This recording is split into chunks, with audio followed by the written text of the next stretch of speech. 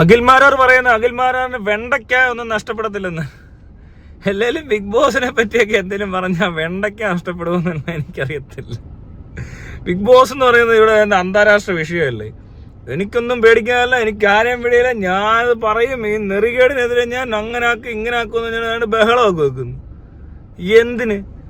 ഒരു തീട്ട പരിപാടിക്കകത്ത് തീട്ട എന്തോ സംഭവങ്ങൾ നടന്നിട്ട് തീട്ടം വാരി ആരോ തിന്നെന്ന് പറഞ്ഞിട്ട് വേറൊരു തീട്ടം വന്നിട്ട് പറയുക അവിടെ ഭയങ്കര വലിയ തീട്ടമാണ്. അയ്യേ, എന്ന് വലിയ സംഭവം. അയ്യോ, ഭയങ്കര സംഭവമായി പോയി കേട്ടോ. കേരളം ഇനിയിപ്പോ ഇതിനൊരു തീരുമാനം അറിയാതെ അല്ലെങ്കിൽ ഈ എന്താ പറയണ്ടേ, ഇവിടെ നടക്കുന്ന ഈ അനീതിയൊക്കെ അറിഞ്ഞിട്ട് വേണം. എവിടെ ഇത് ഇല്ലാത്ത? പിന്നെ അനീതി അക്രമം എന്നൊക്കെ പറഞ്ഞ എന്റെ അമ്മ ഓരോരുത്തന്മാരുടെ ഒരു ഭാവം കണ്ടു കഴിഞ്ഞാൽ ഓർക്ക് ഇവിടെ ഞാൻ ഓർത്ത് അഖിൽമാരാർ സ്വാതന്ത്ര്യ സമരത്തിലായിട്ട് പങ്കെടുത്ത് കഴിഞ്ഞിട്ട് ഇട്ട വീഡിയോ അത് എന്തോ ആയി കിടന്ന് രോഷം കൊള്ളുന്നേ. ഇത് അങ്ങനെ മറ്റേത് മറിച്ച് ഇതിനെതിരെ ഞാൻ പ്രതികരിച്ചിട്ട് അങ്ങ് ഉണ്ടാക്കിയിട്ട് അന്ന കുറെ പേര് ഭയങ്കരം തന്നെ, ഭയങ്കരമായി പോയി. ഇത് കേരളം കത്തും. പിന്നെ അതുമല്ല, കേരളത്തിന് ഇനി ഇങ്ങനത്തെ ഒരു വിഷയം ഇന്ത്യയിൽ തന്നെ ഇനി ഇങ്ങനെ സംഭവിക്കാനില്ല. ബിഗ് ബോസ് ഷോയിൽ പലരും അവരവരുടെ ഇഷ്ടങ്ങൾക്ക് ആരൊക്കെയോ എന്തൊക്കെയോ സ്വാധീനിക്കുന്നുണ്ട്. സ്വാർത്ഥ താല്പര്യങ്ങളെയും പിന്നെ സ്ത്രീകളെ ഇപ്പൊ അങ്ങനെ ആരും മിസ്യൂസ് ഒന്നും ചെയ്യുന്നില്ല. ഇത് പരസ്പര ധാരണയിൽ എന്തെങ്കിലുമൊക്കെ ആൾക്കാർ ചെയ്യുന്നുണ്ടെങ്കിൽ ഇപ്പൊ എന്ത് ചെയ്യാൻ പറ്റും? പിന്നെ അതിന് ചിലപ്പോ കോംപ്രമൈസ് എന്നൊക്കെ പറഞ്ഞുള്ള വാക്ക്, പിന്നെ ഏണ്ട് പറയാ, അപ്പൊ അതൊക്കെ ഞാൻ മറന്നുപോയി.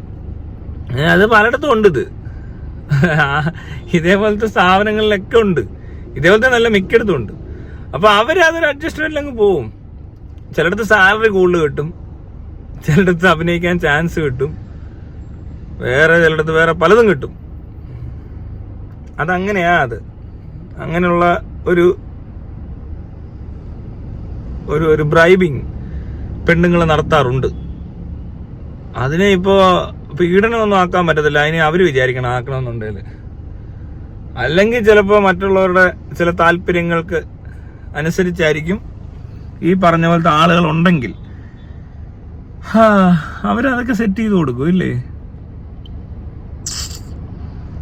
ആരൊക്കെ അത് ചെയ്യാത്ത?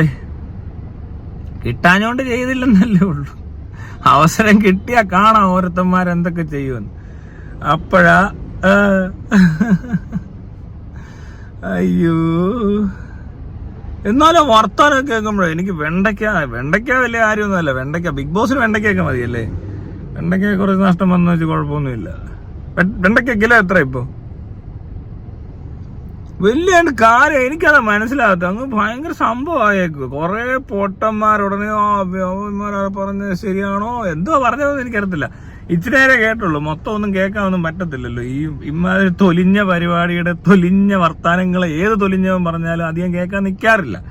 പിന്നെ ഇതിനൊക്കെ വ്യൂവേഴ്സ് ഒക്കെ ഉണ്ട്. ബിഗ് ബോസ് മോഹൻലാലിനൊക്കെ അടിച്ചു വെച്ച ഈ കണ്ടന്റ് ക്രിയേറ്റേഴ്സ് ആയിട്ടൊക്കെ നിൽക്കുന്ന ആളുകൾക്ക് പ്രയോജനമുണ്ട്. അല്ലെങ്കിൽ അതിനിത് കാണണം. ഇനി എന്തെങ്കിലും കേട്ടാൽ തന്നെ ഈ പൊട്ടന്മാർ കാണിക്കുന്ന മണ്ടത്തരങ്ങളെ കുറിച്ചൊക്കെ വർത്താനം പറയുക. ഭയങ്കരം തന്നെ. വേറെ ഒരു വാർത്തയില്ല. മാത്രമല്ല അതിനകത്ത് കൊള്ളാവുന്നൊരു സംഭവം നടക്കത്തില്ല.